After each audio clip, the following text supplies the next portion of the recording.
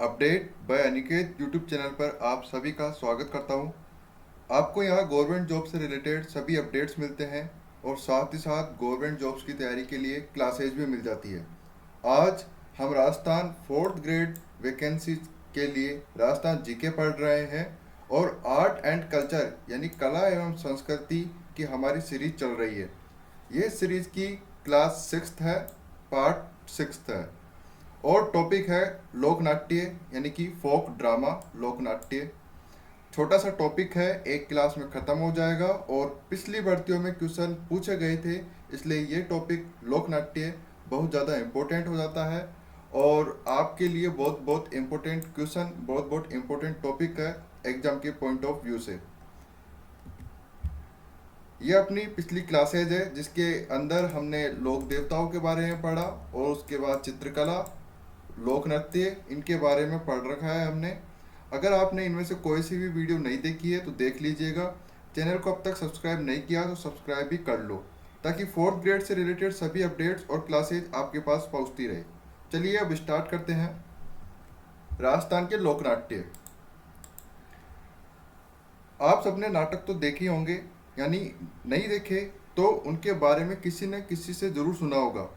कुछ भी नहीं तो रामलीला, रासलीला तो देखी ही होगी और सुनी ही होगी नाटक के रूप में। वैसे ही हमारे राजस्थान में राजाओं के समय से लोक नाट्य प्रचलित है, क्योंकि उस समय टीवी वगैरह तो थे नहीं, तो अकेला आदमी बैठे बैठे मनोरंजन कैसे करे। इसलिए वास्तव में लोक नाट्य मनोरंजन के साधन थे। एंटरटेनमेंट कैसे करते थे? लोक नाट्य से करते थे, लोक नृत्य देखते थे लोग बाग।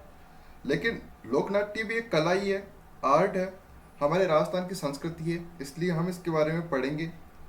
कोई नाटक किसी क्षेत्र में प्रसिद्ध है तो कोई नाटक किसी राजा ने शुरू करवाया। उस नाटक में कौन मुख्य कलाकार होता था, नाटक में क्या विशेषता थी, नाटक कौन से समुदाय के लोग करते थे, यही हम सबको पढ़ना है। और ये हमारे कुछ लोक नाट्यों के नाम हैं जो कि राजस्थान में प्रचलित है और प्रसिद्ध भी है। कुछ नाटक तो इनमें वर्तमान में आज भी होते हैं। कौन कौन से हैं एक बार देख लीजिए, जैसे कि ख्याल, गवरी, रम्मत, नौटंकी। आज हमारे पेरेंट्स यानी कि माता पिता भी बोल देते हैं कि यार क्या नौटंकी है। कोई भी बोल सकता है ये चीज़ कि क्या नौटंकी लगा रखा है, क्या तमाशा लगा रखा है, तो वो एक तरीके से नाटक का ही नाम है और आज हमारे को ये पता नहीं है।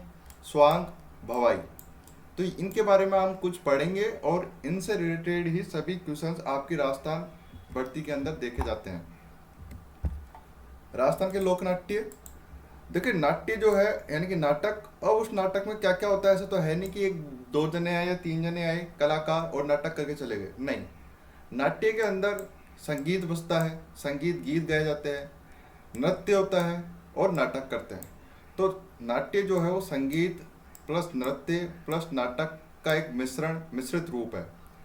भरत जी हुए हमारे, भरत ने नाट्य शास्त्र लिखा। तो ये क्वेश्चन बन सकता है यहाँ पे कि भरत ने कौन सा नाटक लिखा था? नाट्य शास्त्र नामक पुस्तक लिख रखी है। महाराणा कुंभा, मेवाड़ के शासक महाराणा कुंभा, उन्होंने नृत्य रत्न कोश लिखा। तो नृत्य रत्न कोश में नाट्य की जानकारी दी गई है और इनकी उपाधियां है नव्य भारत और अभिनव भरताचार्य। जब मैं आपको चित्रकला पढ़ाया था उसके अंदर भी कुंभा का जिक्र किया था, क्योंकि महाराणा कुंभा एक ऐसे शासक हुए मेवाड़ के जिन्होंने युद्ध तो लड़े ही लड़े और साथ ही साथ अपना आर्ट एंड कल्चर के अंदर भी बहुत से योगदान दिए, जैसे कि चित्रकला को आगे बढ़ाया। लोक नाट्य में हम पढ़ रहे हैं कुंभा जी के बारे में। महाराणा कुंभा लोक नाट्य के अंदर भी उपाधियां लिए नव्य भारत और अभिनव भरताचार्य के नाम से। पहला हमारा टॉपिक हो जाता है तमाशा। तमाशा और कुछ नहीं, लोक नाट्य का ही नाम है तमाशा। ये मूल रूप से महाराष्ट्र का लोक नाट्य है, यानी कि महाराष्ट्र में ज़्यादा प्रचलित था पहले और अभी भी है। तो महाराष्ट्र गए हमारे जयपुर के राजा, जयपुर के महाराजा जो थे, कौन थे? प्रताप सिंह। सवाई प्रताप सिंह महाराष्ट्र गए किसी कार्य से और वहाँ पर उन्होंने तमाशा देखा। उन्होंने ही जयपुर लाया, यानी कि तमाशा को जयपुर लाने वाले कौन से राजा थे? सवाई प्रताप सिंह थे। सवाई प्रताप सिंह जी ने बंशीधर भट्टाचार्य जी को बोला कि भाई तुम महाराष्ट्र से जयपुर आओ और जयपुर में तमाशा करो, यानी कि लोक नाट्य करो। खुले मैदान में ये मेले का आयोजन किया जाता है जिसे अखाड़ा कहते हैं। अखाड़ा एक कुश्ती लड़ने को भी बोलते हैं अखाड़ा। लेकिन खुले में, यानी कि एक ओपन मैदान होता है, खुला मैदान होता है, वहां पर ये लोक नाट्य का आयोजन किया जाता है, तमाशे का आयोजन किया जाता है, इसलिए उसको बोलते हैं अखाड़ा। और एक चीज और ये है कि पहले के समय में हमारे यहाँ लोक नाट्य के अंदर सिर्फ और सिर्फ पुरुष ही भाग लेते थे, यानी कि मेल। लेकिन जयपुर एक नगर था, जयपुर बसा बसाया नगर था, तो जयपुर के अंदर वुमेन्स यानी कि महिलाएं भी भाग ले सकती थी। इसलिए जयपुर की एक प्रसिद्ध नृत्यांगना थी जो गोहर जान, उनका नाम गोहर खान भी दे देते हैं कभी कभी, तो कंफ्यूज नहीं होना है। गोहर जान या गोहर खान तमाशा में भाग लेती थी। तो एकमात्र महिला है जो कि तमाशा में भाग लेती थी, वो है गोहर जान। मुख्य कहानियां ये है जोगी जोगण। ये जोगी जोगण क्या है? एक कहानी है, और कहानी को ही नाटक के रूप में प्रस्तुत करते थे। उसका नाम है जोगी जोगण। ये होली के अवसर, होली के पर्व पर नाटक होता था, और कहानी थी जोगी जोगण की। इतनी बात आपको समझ आ गई? और कौन सी कहानियां हैं? और है हीर रांझा। अभी भी गाना बन रखा है, तू मेरी हीर मैं तेरा रांझा। तो ये उस समय से ही चलता आ रहा है। होली के नेक्स्ट डे यानी कि अगले दिन ही हीर रांझा का नाटक होता था। जुट्ठन मियाँ, ये शीतलाष्टमी के समय में नाटक होता था। और चौथा है गोपीचंद भर्तृहरि, ये चैत्र अमावस्या के समय होते थे। तो आपको ये चारों याद रखने हैं मुख्य कहानियाँ। और ये तमाशा में होती थी। तो तमाशा में कौन कौन से कहानियाँ होती थी, कौन कौन से नाटक होते थे? तमाशा में ये होते थे जोगी जोगण, हीर रांझा, जुट्ठन मियाँ और गोपीचंद भर्तृहरि। वही इनके मुख्य कलाकार थे फूलजी भट्ट, गोपी जी भट्ट और वासुदेव भट्ट। जहाँ पे भी भट्ट आ जाए तो ये रूट वर्ड है भट्ट। जहाँ पे भी भट्ट आ जाए वो आपके तमाशा से रिलेटेड है, तमाशे से संबंधित कलाकार है। तो आप फोटो में देख ही रखे होंगे यहाँ पे कि यहाँ पे तमाशा हो रहा है इस तरीके से। यहाँ पर ये सभी संगीत मंडली बैठी है, और यहाँ पे ये नाट्य कर रहे हैं, नाटक कर रहे हैं, बाकी गीत भी गाए जाते हैं। तो इस तरीके से आपको फोटो के जरिए मैंने समझाने की कोशिश करी गई है कि किस तरीके से नाटक होता है, ताकि आपको और अच्छे से समझ सके। सेकंड है हमारा अगला लोक नाट्य है हमारा गवरी। गवरी लोक नाट्य। गवरी लोक नाट्य मेवाड़ क्षेत्र में भील पुरुषों द्वारा ये लोक नाट्य किया जाता है। और मेवाड़ के अंदर ही अधिकतर जो जनजाति पाई जाती है वो भील पुरुष पाया जाता है, यानी कि भीलों की जनजाति पाई जाती है। इसलिए साधारण सी बात है कि गवरी लोक नाट्य कौन करते होंगे? भील पुरुषों द्वारा किया जाता है। इसमें महिलाएं भाग नहीं लेती है, और सिर्फ पुरुष भाग लेते हैं। एकमात्र लोक नाट्य है जो कि दिन में नहीं होता, माफ करना, दिन में होता है, रात को नहीं होता। तो इस बात को नोट करना कि एकमात्र लोक नाट्य कौन सा है? गवरी है, जो कि दोपहर में यानी कि दिन में होता है, रात को नहीं होता है। रक्षाबंधन के अगले दिन से शुरू होता है ये, और 40 दिनों तक चलता है, यानी कि सवा महीने आप बोल सकते हो। राजस्थान का प्राचीनतम लोकनाट्य है। तो सबसे प्राचीन लोकनाट्य की बात की जाए राजस्थान की, वो है गवरी। और इसे मेरू लोकनाट्य भी कहा जाता है। मेरू या सुमेरु। क्या होता है मेरू और सुमेरु? जैसे कि मैं कहता हूँ कि धोनी जो है वो क्रिकेट का सुमेरु है, यानी कि क्रिकेट का एक भगवान कह सकते हो आप, या फिर सबसे बड़ा, कुछ भी बोल सकते हो। तो सुमेरु कह दो या मेरू कह दो, क्या मतलब हुआ आपको बता दिया उदाहरण के तौर पर, इस तरीके से सुमेरु। तो गवरी जो है वो मेरू लोकनाट्य है। लोकनाटक का सुमेरु कौन है? वो है गवरी। ये लोकनाट्य शिव और भस्मासुर की कहानी पर आधारित है। आपने शिव और भस्मासुर की कहानी सुन रखी होगी। एक असुर हुआ था, राक्षस। उसने तपस्या करके, भगवान शिव की तपस्या करके भगवान शिव को रिझाया, उनको प्रसन्न किया। और जब भगवान शिव प्रकट हुए उसके सामने, तो उन्होंने वरदान मांगा। किसने? असुर ने। उन्होंने बोला कि जिसके ऊपर भी मैं हाथ रख दूं वो भस्म हो जाए। और शिव जी भगवान बोले तथास्तु। लेकिन असुर बड़ा चालाक था, उसने बोला कि एक बार ट्राई तो करके देख लूं कि आपका वरदान काम कर रहा है नहीं कर रहा। तो शिव जी ने कहा कि हाँ जी भाई कर लो।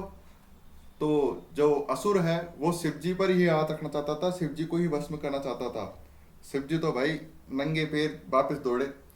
जब भगवान विष्णु ये सब देख रहे थे तो भगवान विष्णु ने मोहिनी का रूप धारण किया। और मोहिनी का रूप धारण किया तो असुर की मोहिनी पर नजर पड़ी, और वहीं पर ही असुर जो है मोहित हो गया। कहते हैं कि भगवान विष्णु जी ने जो मोहिनी का रूप लिया था, उन्होंने इस तरीके से नृत्य किया कि उनके देखे देखे वो असुर भी वैसे ही नृत्य करता चला गया। नृत्य करते करते भगवान विष्णु, जो कि मोहिनी का अवतार ले रखे थे, उन्होंने अपने हाथ पर अपना हाथ अपने सर पे रखा, और वैसे असुर ने भी अपना हाथ अपने सिर पे रखा और खुद ही भस्म हो गया। इसीलिए उस असुर का नाम भस्मासुर पड़ गया। तो इसके अंदर शिव और भस्मासुर की कहानी और नाटक करा जाता है किसके अंदर? गौरी लोकनाट्य में। तो प्रश्न इसी तरीके से बनेंगे, साधारण से प्रश्न बनते हैं लोकनाट्य के अंदर कि शिव भस्मासुर की कहानी या शिव भस्मासुर का नाटक कौन से लोकनाट्य में करते हैं? गौरी लोकनाट्य में। राजस्थान का प्राचीनतम लोकनाट्य कौन सा है? गौरी है। मेरू लोकनाट्य किसे कहा जाता है? गौरी को कहा जाता है। ठीक है। अब जब इसके अंदर लोकनाट्य के अंदर शिव भस्मासुर की कहानी बताई जाती है, नाटक किया जाता है, तो पार्वती जो बनती है या बनते हैं, क्योंकि इसके अंदर महिलाएं तो भाग लेती नहीं है, आदमी लोग ही लेते हैं भाग, पुरुष। तो पार्वती कौन बनता है? उसको बोलते हैं गौरी या फिर राई। अभी आप गणगौर के गीत में भी देखते होंगे राई शब्द आता है, वो पार्वती माता के लिए आता है। शिव जी बनता है, उसको राय बुढ़िया कहते हैं, यानी कि ये राय बुढ़िया है।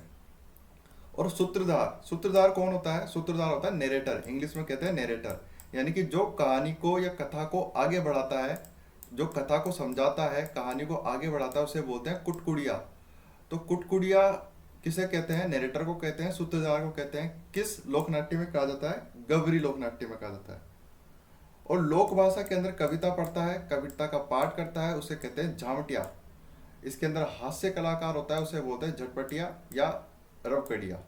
तो मुख्य कहानियां कौन कौन सी है? एक तो शिव और भस्मासुर की हो गई, और भी है बंजारा बंजारी, कालूकीर, देवो अंबर और खाड़लियो भूत। समझ में आ गया?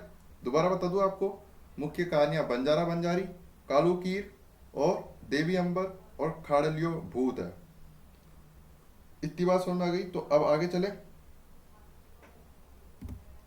विभिन्न कहानियों को आपस में जोड़ने के लिए ये नृत्य किया जाता है, जिसे गौरी की घाई भी कहते हैं। तो गौरी की घाई काय में है? गौरी लोकनाट्य में। एक भानु भारती महिला हुई, भानु भारती का पशु गायत्री, ये नाटक है।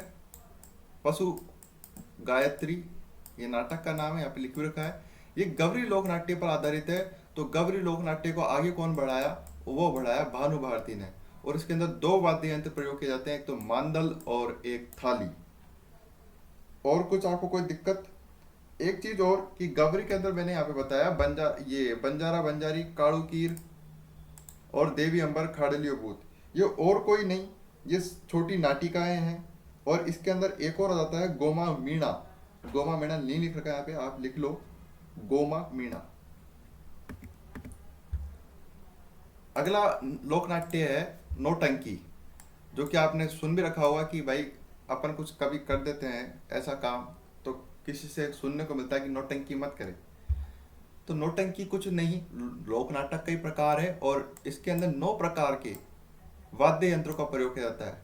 तो प्रश्न बन सकता है कि कौन से लोक नाट्य में 9 प्रकार के वाद्य यंत्रों का प्रयोग किया जाता है? क्योंकि सबसे ज्यादा वाद्य यंत्र इसी के अंदर यूज किए जाते हैं, नौटंकी के अंदर। और वाद्य यंत्रों का नाम क्या क्या है? नगाड़ा, सहनाई, सारंगी और डफली। ये नौटंकी जो है ये भरतपुर क्षेत्र के अंदर अधिक प्रचलित है और अधिक प्रसिद्ध लोकप्रिय है। भरतपुर क्षेत्र के पास यूपी में मथुरा के अंदर एक हाथरस जगह का नाम है, हाथरस। तो ये भरतपुर क्षेत्र के अंदर लोकप्रिय है, और ये नौटंकी जो है हाथरस शैली से प्रभावित है, हाथरस शैली से संबंधित है। नौटंकी जो है वो भरतपुर क्षेत्र में प्रचलित है। आपको पता होना चाहिए कि भरतपुर क्षेत्र जो है वो यूपी बॉर्डर से टच होता है। यूपी के अंदर मथुरा, और मथुरा के अंदर हाथरस है जगह का नाम। हाथरस शैली से ही प्रभावित है कौन सी? नौटंकी। इसके प्रवर्तक हुए भूरीलाल जी, यानी कि भूरीलाल जी ने इनको आगे बढ़ाया, भूरीलाल जी ने इनको शुरू किया। मुख्य कलाकार इसके अंदर गिरिराज प्रसाद और नत्था राम। ये आपको बहुत अच्छे से याद रखने हैं, क्योंकि प्रश्न ऐसे ही बनते हैं कि गिरिराज प्रसाद और नत्था राम कौन से लोक नाट्य से संबंधित है, आपको याद रखना पड़ेगा नौटंकी। ठीक है। इसके अंदर मुख्य कलाकार है अमर सिंह राठौड़, आला उदल। आला उदल की कहानियां इसके अंदर बताई जाती है, नाटक किए जाते हैं। सत्यवान और सावित्री ये दो कलाकार है। कलाकार क्या, दो पुरुष और महिला के बारे में बता रखा है। और हरिश्चंद्र और तारामती ये कहानियां हैं, इनके ऊपर नाटक बनाए जाते हैं और नाटक किए जाते हैं। इस नाटक के अंदर महिला और पुरुष दोनों भाग लेते हैं।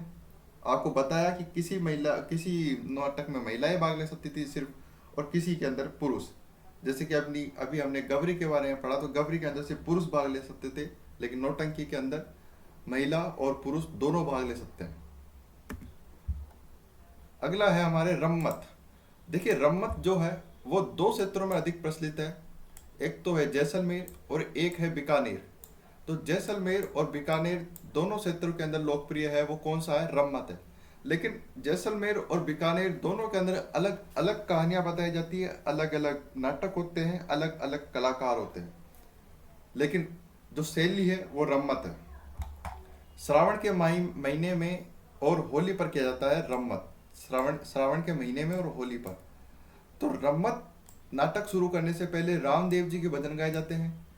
जब हम लोक देवता पढ़ रहे थे तो उधर रामदेव जी के बारे में भी पढ़ा, और हमने पढ़ा था कि रामदेव जी जैसलमेर से संबंधित है। जैसलमेर के अंदर रूणीचा गांव में इनका मंदिर भी है। तो जब जैसलमेर के अंदर रम्मत होती है तो सबसे पहले रामदेव जी के भजन गाए जाते हैं, गणेश जी की नहीं गाए जाते, रामदेव जी के गाए जाते हैं। भले ही गणपति वंदना या गणपति की भजन जो है बाद में हो जाएंगे, लेकिन रामदेव जी के भजनों से स्टार्ट करते हैं। रम्मत शुरू करने से पहले रामदेव जी के भजन गाए जाते हैं, इस बात को इम्पोर्टेंट मार्क करके रखना। रम्मत के दौरान कई अन्य गीत भी गाए जाते हैं, जैसे कि गणपति वंदना, मैंने बताया गणपति वंदना भी होती है, लावणी और चौमासा। तो ये तीनों की तीनों गीत काय में गाए जाते हैं, रम्मत के अंदर गाए जाते हैं दोस्तों। रम्मत जैसलमेर और बीकानेर दोनों में अधिक प्रचलित है, फेमस है। अब जैसलमेर के अंदर एक कलाकार हुए, उनका नाम था तेज कवि। तो तेज कवि ने ही जैसलमेर के अंदर रम्मत को आगे बढ़ाया, और वाद्य यंत्र इसके अंदर ढोल और नगाड़ा प्रयोग में लिए जाते हैं। तो जैसलमेर के अंदर पढ़ ले अपन, फिर उसके बाद हम जैसलमेर के बाद बीकानेर के बारे में पढ़ लेंगे, क्योंकि ये दोनों क्षेत्र में प्रचलित था, मैंने बताया जैसलमेर और बीकानेर में। तो अब जैसलमेर के अंदर पढ़ ले।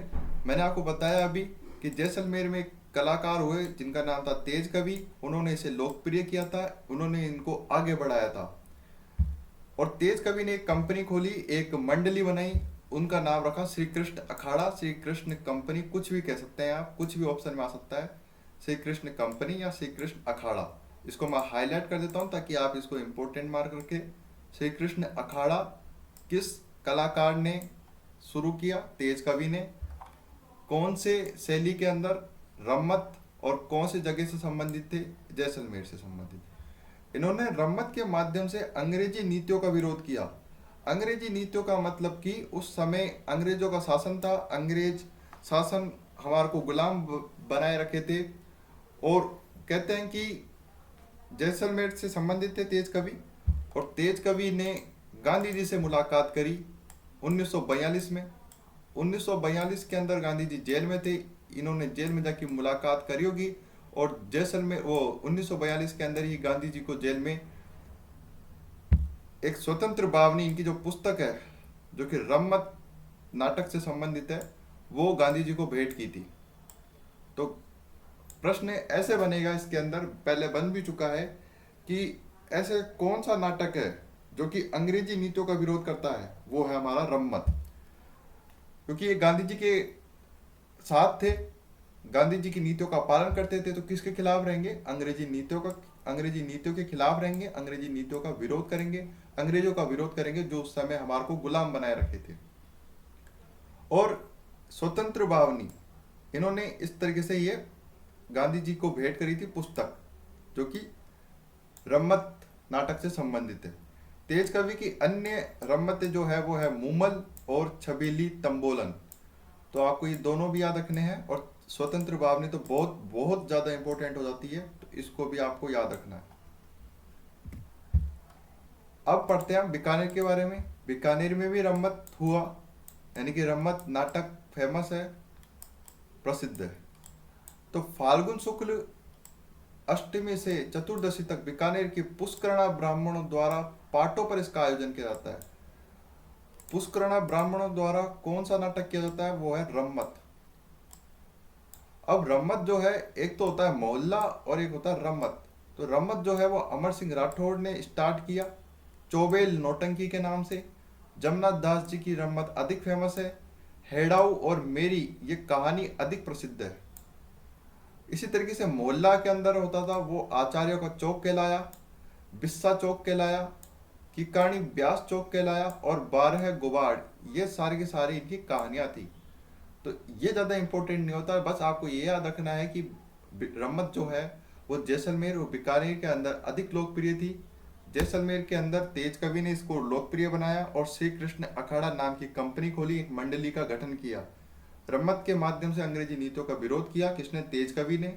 और स्वतंत्र बावनी नामक एक रम्मत गांधी जी को भेंट करी थी, क्योंकि ये गांधी जी की नीति का पालन करते थे और अंग्रेजों के खिलाफ थे। वहीं बीकानेर के अंदर भी रम्मत प्रसिद्ध थी और रम्मत जो है अमर सिंह राठौड़ जो कि उधर के शासक थे बीकानेर के अंदर, उन्होंने ही इनको आगे बढ़ाया और हेड़ाऊ मेरी इनकी अधिक प्रसिद्ध है। पुष्करणा ब्राह्मणों द्वारा पाटों पर इसका आयोजन किया जाता है आज भी। नेक्स्ट और अगली हमारी है भवाई। भवाई, जब हमने लोक नृत्य पढ़ रहे थे, लोक नृत्य की हमने जब क्लास ली थी तो उस समय भवाई के बारे में पढ़ा था। और भवाई उदयपुर के अंदर ही फेमस था, जो कि भवाई नृत्य है। तो उदयपुर में भवाई लोक नृत्य भी है और उदयपुर के अंदर भवाई लोक नाट्य भी है। इसमें आपको कंफ्यूजन नहीं होना चाहिए। तो गुजरात की सीमावर्ती क्षेत्रों में भवाई समुदाय है एक, और भवाई समुदाय द्वारा उदयपुर संभाग में ये लोक नाट्य किया जाता है। इसमें सामाजिक समस्याओं पर व्यंग्य किए जाते हैं। तो पूरे के पूरे नाटक के अंदर जितने भी सामाजिक समस्याएं हैं उस पर व्यंग्य करके उस लोक नाट्य को आगे बढ़ाया जाता है भवाई को। इसके जन्मदाता थे बागाजी जाट, और लोक नृत्य के जन्मदाता भी कौन थे? बागाजी जाट। इधर लिख देता हूं मैं, अगर नहीं लिख रखा तो यहाँ पे हमने लोक नाट्य के अंदर भी पढ़ा था बागाजी या बाग जी। ये पुरुष थे, इन्होंने ही भवाई लोक नृत्य को आगे बढ़ाया और भवाई लोक नाट्य को भी आगे बढ़ाया। तो ये लिख लेना आप। ये नाटक सर्वाधिक मेवाड़ में प्रचलित है जैसे कि मैंने बताया। और भवाई नृत्य की प्रसिद्ध नृत्यांगना थी एक श्रेष्ठा सोनी। श्रेष्ठा सोनी कौन है? वो प्रसिद्ध नृत्यांगना है भवाई नाट्य की। तो ये याद रख लेना क्योंकि ये महिला कलाकार है और ये नृत्यांगना थी श्रेष्ठा सोनी। ठीक है। इन्होंने लिटिल वंडर की उपाधि से सम्मानित किया गया। और जसमा ओड़न का संबंध जो है भवाई नाट्य विद्या से ही है, भवाई से संबंधित है। ये लिख यहाँ पे देखिए, और लिख दिया यहाँ पे मैंने। इस लोक नाट्य में कलाकार मंच पर अपना परिचय नहीं देते थे। सभी लोक नाट्य के अंदर परिचय होता था, लेकिन ये एकमात्र लोक नाट्य है जिसके अंदर कलाकार जो है मंच पर अपना परिचय नहीं देते थे। प्रश्न बनेगा जरूर, ऐसा कौन सा लोक नाट्य है जिसके अंदर कलाकार अपना परिचय नहीं देते थे? वो है भवाई लोक नाट्य। इसके अंदर पुरुष और महिला दोनों कलाकार होते थे। उनको सागा जी और सागी जी कहते थे। जैसे कि आज हमारे यहाँ ब्याई जी ब्याण जी कह देते हैं, समधी जी कह देते हैं, वैसे ही सगा जी और सगी जी। तो पुरुष कलाकार को सगा जी और महिला कलाकार को सगी जी कहते हैं। इसके अंदर मुख्य नाटक यानी कि मुख्य कहानियां होती थी। भाई नाटक काय पे बनेंगे? कहानियों पे बनेंगे। तो मुख्य कहानियां बिक्काजी और बागजी और जसमल ओड़न, जो कि मैंने बताया था पहले, जसमल ओड़न। जसमल ओड़न और कुछ नहीं, शांता गांधी थी एक। शांता गांधी इंदिरा गांधी की ही मित्र थी। इन्होंने अंतर्राष्ट्रीय स्तर पर लोकप्रिय बनाया। तो शांता गांधी को याद रखना। ओड़ जनजाति का कार्य तालाब खोदना था। ये जसमल ओड़न जो है ये ओड़ जनजाति का कार्य तालाब खोदना था। और शांता गांधी ने इस भवाई लोक नाट्य को अंतरराष्ट्रीय यानी कि इंटरनेशनल लेवल पर लोकप्रिय बनाया। तो ये शांता गांधी बहुत ज्यादा इंपॉर्टेंट हो जाती है, इसको आप याद रखना। एक हुआ स्वांग। स्वांग लोक नाट्य। स्वांग लोक नाट्य के बारे में बात करूं मैं तो स्वांग जो है कलाकार पौराणिक एवं ऐतिहासिक पात्रों की वेशभूषा पहनता है और अभिनय करता है। साधारण सी बात है। लेकिन स्वांग के अंदर जो है दोस्तों, वो एक ही कलाकार भाग लेता है, सिर्फ और सिर्फ एक ही कलाकार, और उसे बहुरूपिया कहते हैं। क्या कहते हैं? बहुरूपिया। ये भीलवाड़ा क्षेत्र में अधिक लोकप्रिय है। भीलवाड़ा के अंदर अधिक लोकप्रिय है। कौन सा? स्वांग। मुख्य कहानियां जो है नाहरों का स्वांग है, उधर जनजाति पाई जाती है नाहर, और नाहरों का स्वांग ये मुख्य कहानी है। इसके अंदर मांडल जो कि भीलवाड़ा के अंदर जगह है, चैत्र कृष्ण त्रयोदशी के समय ये स्वांग का नाटक रचा जाता है। मुगल बादशाह हुए हमारे शाहजहां, उनके काल से प्रारंभ किया गया था। तो शाहजहां ने इसको स्टार्ट करवाया, यानी कि उनके काल से प्रारंभ किया गया, और इसके अंदर एक ही कलाकार भाग लेता है और उसे कहते हैं बहुरूपिया। भीलवाड़ा क्षेत्र के अंदर अधिक प्रचलित है। कलाकार देख लीजिए इसके अंदर, परशुराम जी, जानकीलाल भांड जो कि मंकी मैन के नाम से फेमस है, प्रसिद्ध है, और इनको पद्म श्री भी मिल चुका है गवर्नमेंट की तरफ से।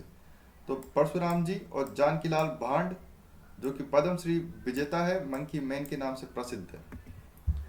अन्य जो इसके केंद्र है वो सांगोद कोटा के अंदर भी है, किशनगंज बारा के अंदर भी है। लेकिन जो गवरी लोकनाट्य जो हम पढ़ कर आए हैं, गवरी लोकनाट्य के दौरान स्वांग का प्रदर्शन किया जाता है, यानी कि गवरी लोकनाट्य के अंदर भी स्वांग का कुछ पार्ट, कुछ भाग मिलता जुलता है। सेवंथ, सातवां, इसके बाद एक और है तो चार वेद। चार वेद जो है ये मूल रूप से अफगानिस्तान का लोकनाट्य है। देखिए अभी तक जितने भी लोकनाट्य है वो या तो गुजरात के मिल जाएंगे, कुछ महाराष्ट्र से लिया है प्रताप सिंह जी, तमाशा। अब ये अफगानिस्तान का लोकनाट्य है। तो ये एक नवाब हुए फैजुल्ला खां, फैजुल्ला खां के शासन काल में ये टोक में लोकप्रिय हुआ था, टोक जिले के अंदर। पहले तो ये पश्तो भाषा के अंदर प्रस्तुत किया गया, लेकिन परंतु बाद में करीम खान निहंग और खलीफा, यानी कि इन दोनों कलाकार करीम खान निहंग और खलीफा करीम खां, इन्होंने स्थानीय भाषा जो कि टोक में प्रचलित थी उसके अंदर प्रस्तुत किया। इसके अंदर एक वाद्य यंत्र प्रयोग किया जाता है, डफ। कौन सा? डफ। चार वेद जो संगीत है वो दंगल के रूप में किया जाता है, और मैंने कहा आपको ये अफगानिस्तान का अधिक लोकप्रिय है। तो देखिए इसके अंदर अफगानिस्तानी थोड़ी वेशभूषा झलकती है किसके अंदर? चार वेद के अंदर। तो ये आपको याद रखना है, चार वेद जो है वो अफगानिस्तान से लाया गया था, अफगानिस्तान का फेमस है, और टोक के अंदर किया गया। और दो आपको कलाकारों के नाम याद रखने हैं, करीम खान निहंग और खलीफा करीम खां। अंतिम लोकनाट्य जो है वो है ख्याल, और सबसे ज़्यादा इम्पोर्टेंट हो जाता है ख्याल, क्योंकि इसके अंदर खूब सारे ख्याल है, जैसे कि कुचामनी ख्याल है, जयपुरी ख्याल है, ऐसे। तो सबसे पहले मैं आपको ख्याल के बारे में बता देता हूँ कि ख्याल है क्या चीज़। ख्याल और कुछ नहीं, ख्याल लोकनाट्य में संगीत पर अधिक बल दिया जाता है, ख्याल के अंदर, संगीत के अंदर, और ऐतिहासिक और पौराणिक कहानियां होती है, संगीतबद्ध अभिनय होते हैं, संगीत पर अधिक बल दिया जाता है। अब ख्याल के अंदर जो है वो सूत्रधार होता है, यानी कि नरेटर होता है, हलकारा। हमने पहले एक लोकनाट्य के अंदर पढ़ा था कि सूत्रधार को और क्या कहा जाता है।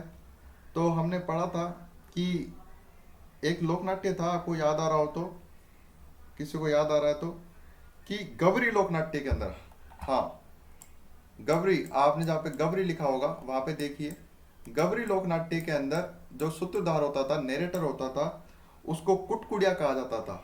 मैंने अच्छे से समझाया था उस टाइम। नरेटर किसे कहते हैं? नरेटर कहते हैं जो कथा को या कहानी को आगे बढ़ाता है, कहानी को समझाते चले जाता है, उसको कहते हैं नरेटर या सूत्रधार। तो गवरी लोकनाट्य के अंदर उसको कुटकुड़िया कहा जाता था।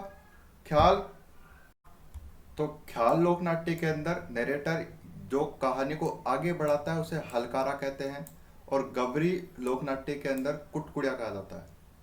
इसके अंदर ख्याल के अंदर कई ख्याल, यानी कि इनके प्रकार हुए, जैसे कि कुचामनी ख्याल। तो कुचामनी ख्याल कुचामन का अधिक प्रसिद्ध है। वहाँ के प्रवर्तक हुए जिन्होंने इनको शुरू किया, उनका नाम था लच्छी राम जी, और मुख्य कलाकार उगम राज। लोक गीतों की प्रधानता होती थी इसके अंदर, किसके अंदर? कुचामनी ख्याल के अंदर। तो आपको क्या क्या याद रखना है? एक कि लच्छी राम जी ने स्टार्ट किया, लच्छी राम ने शुरू किया, उगम राज ने आगे बढ़ाया, उगम राज ने आगे बढ़ाया। इसके अंदर सिर्फ और सिर्फ पुरुष भाग लेते थे, और ओपेरा म्यूजिक की तरह होता था। ओपेरा म्यूजिक आपने देखा होगा, कुछ इस तरीके से होता है, ऐसे ऐसे बड़ा सारा, और यहाँ से एक नली निकली हुई रहती है इस तरीके से। यहाँ पे 3 इडियट्स में देखा होगा आपने, वो प्रोफेसर जब अपना पावर नेप लेता था, जब सेविंग करवाता था, तब वो ओपेरा बजाता था, ओपेरा बजता रहता था। मुख्य कहानियां जो थी कुचामनी ख्याल के अंदर वो ये थी, मीरा मांगल, राव रिडमल, गोगाजी चौहान और चांद नीलगिरी की कहानियां बताई जाती थी। महिला पात्रों की भूमिका पुरुषों द्वारा ही निभाई जाती थी। ओपेरा संगीत की तरह होता था, मैंने आपको बताया। भाषा जो थी इनकी सुरल और सुस्पष्ट, वाद्य यंत्र इसके अंदर ढोल, शहनाई और सारंगी प्रयोग ली जाती थी, और सामाजिक व्यंग्य पर आधारित था। इतना याद रखना है आपको, ज़्यादा कुछ याद नहीं रखना। सेकंड जो है हमारे जयपुरी ख्याल है। जयपुरी ख्याल जो है वो गुणीजन खाना बनाया गया किसके लिए? विद्वानों के लिए, यानी कि कलाकार इसके प्रमुख खिलाड़ी थे। और ये गुणीजन खाना, ये इसके अंदर 22 कलाकार हुए, 22 विद्वान बोल सकते हो, 22 कलाकार बोल सकते हो, ये याद रखना। 22 विद्वान किसके अंदर हुए? गुणीजन खाना के अंदर हुए। ये गुणीजन खाना और कोई नहीं बल्कि प्रताप सिंह ने बनवाया था। ठीक है, तो प्रताप सिंह ने गुणीजन खाना बनवाया। जहाँ पे भी आपको खाना दिख जाए, रूट वर्ड है ये खाना, वो जयपुर का ही प्रसिद्ध है।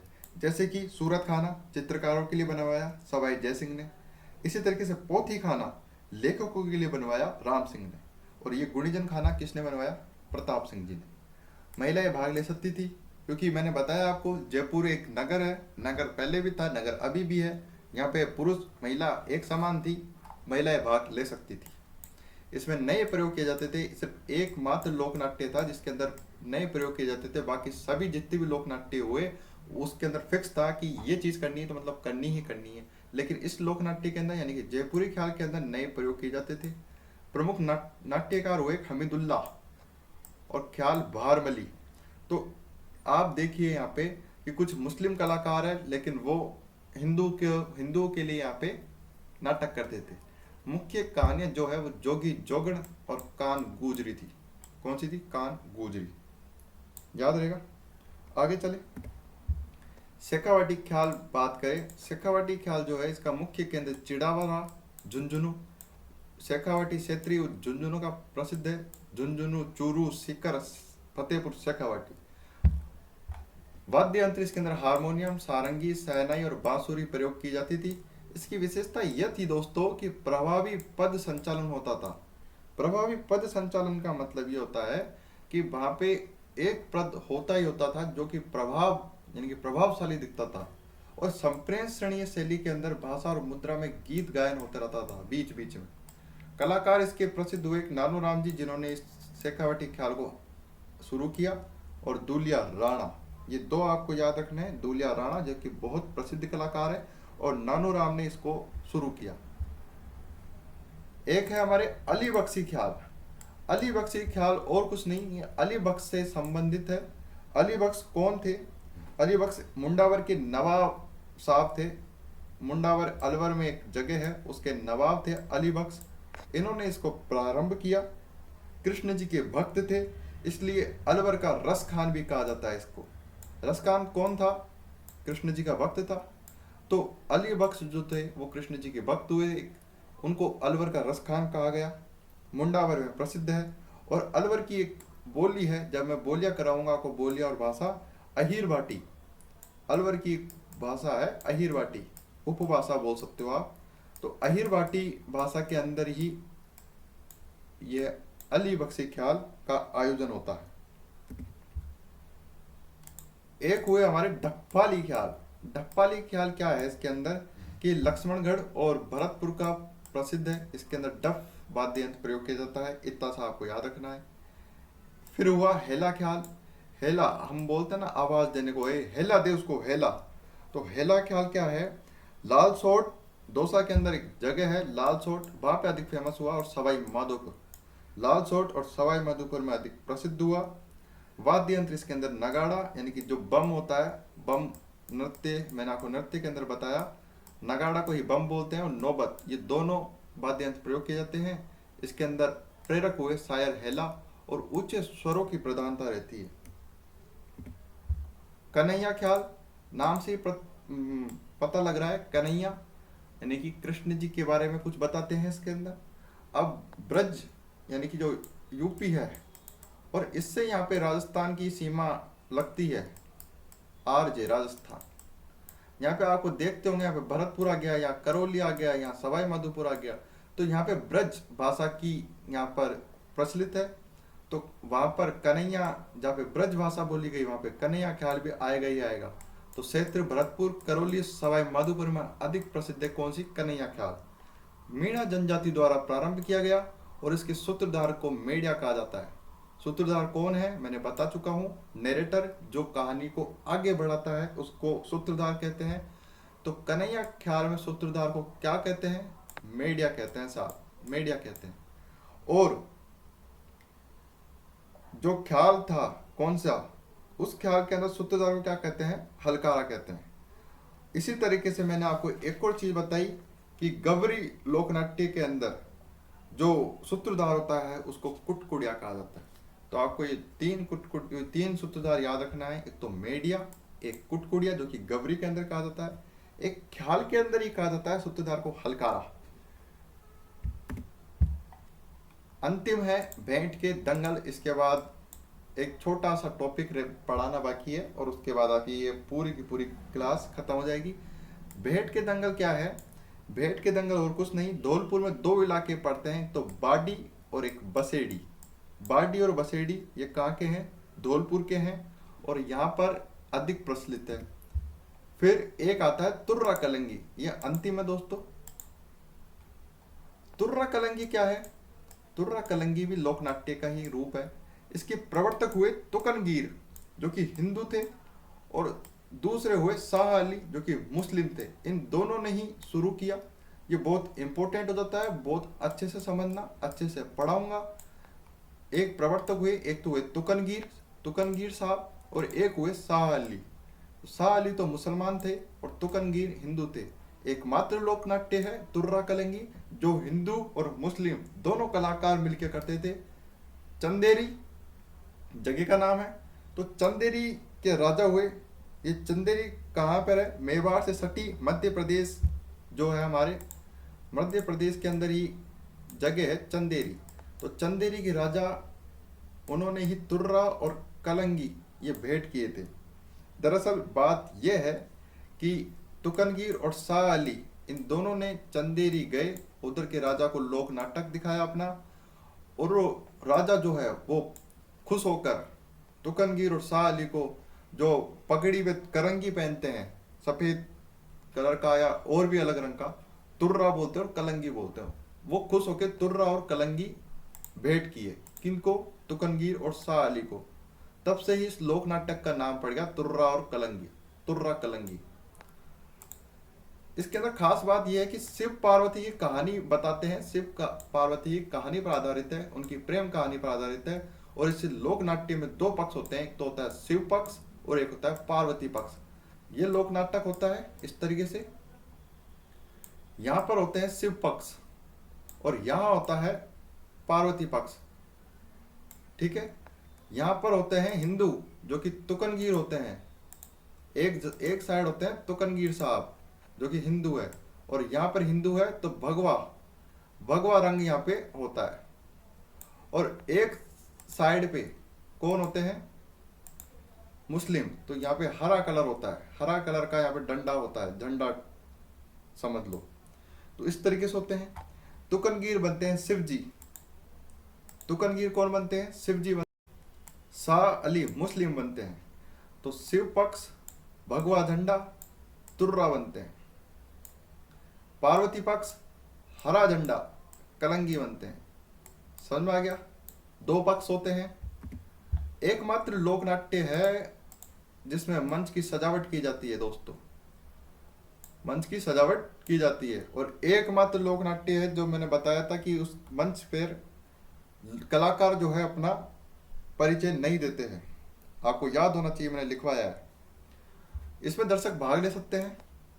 दर्शक कौन हुए? देखने वाले।